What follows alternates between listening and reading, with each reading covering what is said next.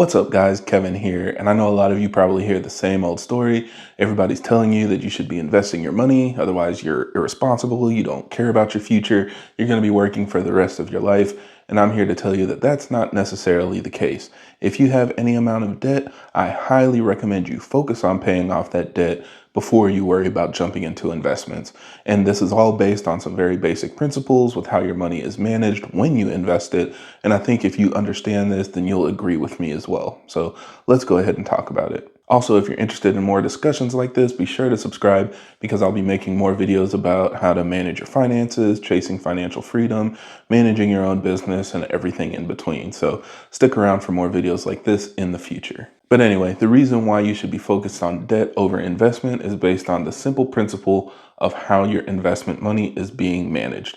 Anytime you invest somewhere, whether it's a business or a bank, that money is being reinvested in something else. So for example, if you invest money in a business, they're obviously going to use that money for something else in the business. They're going to use it for paying employees, paying fees, investing into new products or services that they're going to offer. And the intent is when they put that investment into their business, they're going to make money from it, from sales of products or services, and that return will be shared with their investors. So they're going to give you a portion of that as a reward for investing with their company.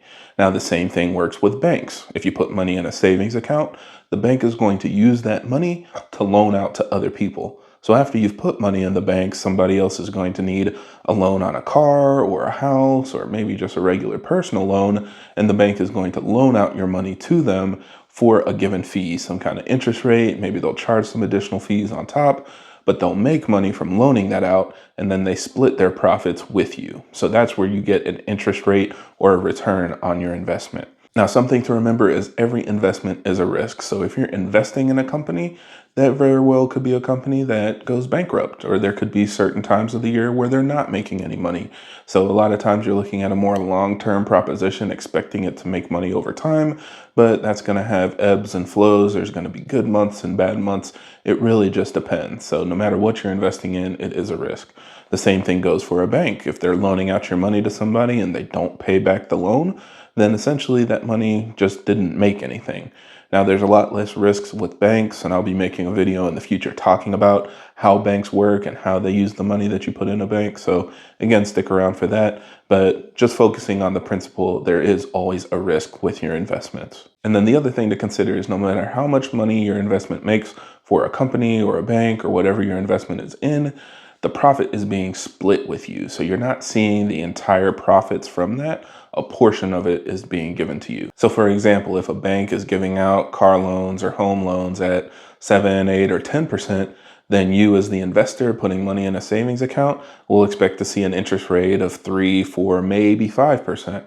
And the reason is because they're splitting those profits with you, and they need to make sure that they are making a profit and they're just giving you a portion of it. So with that in mind, you need to understand that the average interest rate on debt will always be higher than the average interest rate on investments. It has to work like that for any company, any bank, any investment firm, whatever you're working with, in order for the numbers to work out. So it doesn't matter who you're investing in or where your money is going, it needs to make more money than what they're promising to give you as a return on your investment. So with that in mind, it should make a lot more sense that you should be paying off your debt faster than you should be worried about investing that money. If you put $500 towards debt that's at 8 or 10%, you're going to be saving a lot more money than you would make by investing that $500 in a savings account or investment proposition that'll give you 5% return. It's just not really something where the numbers will line up in your favor. So that's why I've been focusing on paying off my debt. Every extra amount of money that I have at the end of the month goes towards a loan. My goal is to pay off my house now. That's something that I really want to pay off in the next couple of years. So we'll see if that works out.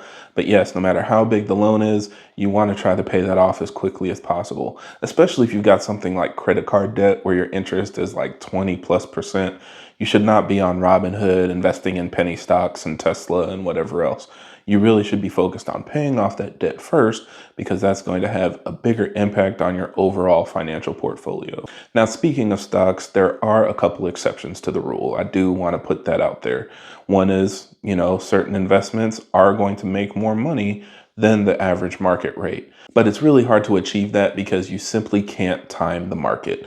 So again, with the Tesla example, yes, they're way down. A lot of people could be telling you now's the time to invest because they're going to rebound and you'll make 30% on your investment by next year. But in reality, you don't know. It could continue to drop. They could go out of business. They could do a lot of different things. And so it's hard to say that. But of course, once you see it next year, if that were to happen, hindsight is 2020 and makes it all seem like it was so simple. If I would have just put $1,000 in this stock on April 14th when it hit the bottom, by now I would have an extra however much money. But you can't really time that. You don't really know when that's going to happen. And the rule of thumb is if you are already invested, dollar cost averaging is good. Stick with your normal investment plan. If you put in money every week or every month or whatever your normal cadence is, stick with that. And over time, the market should help you make money, especially if you've got your investments diversified. That'll make sure you have the best opportunity possible to see a consistent return on your investment. Now, me, I used to be very bullish on stocks like that. When I would see something drop really significantly, I would want to put money in. And I've seen that happen where you think you hit the bottom and it just continues to drop. And then it becomes a test of your will. Are you going to stay in it? Are you going to take some out? And you just realize you can't really time an investment. And another rule you'll hear with people that are talking about the market is you don't catch a falling knife. So when that stock is dropping, it's okay to wait for it to rebound. You don't need to catch it at the very bottom. But if you try to pick it up while it's still dropping, there's a very good chance that it'll continue to drop and you could just start losing even more money. Another thing, of course, is if your company has a bonus program where they add on to your investments. So maybe they have a 401k match where you can invest up to 3% of your income and they will match that and put an additional 3% on top of whatever you invest. Or maybe, you can put in 6% of your income and they match 75% of that, whatever it is. A lot of people say as a rule of thumb that should be the minimum you do because they're doubling or adding 50% onto your money without even worrying about what the market is doing. And while I do agree that is a very good proposition, especially if you're just focused on retirement, some people are more focused on short-term investments. They want something that they can see a return in 5 or 10 years. So it doesn't really make sense to focus on investing in a 401k that you can't really access until you're over 60 years old without taking a huge penalty.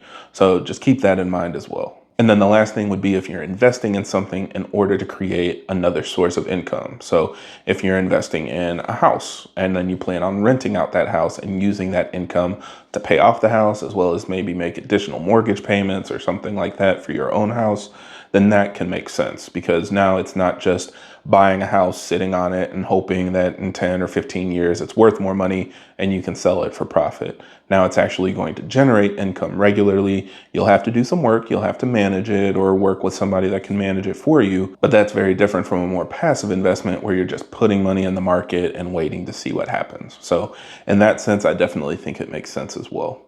But yeah, overall, again, I would highly recommend focus on paying off your debt before you worry about making any investments. Your wallet will be glad you did. And when you're debt free, everything becomes possible. You're able to put so much more money into investments. You're able to do so much more with the money that you make when you don't owe anybody.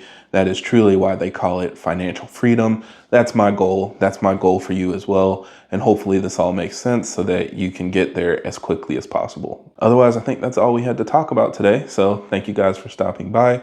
Don't forget to like and subscribe, and I will see you on the next one.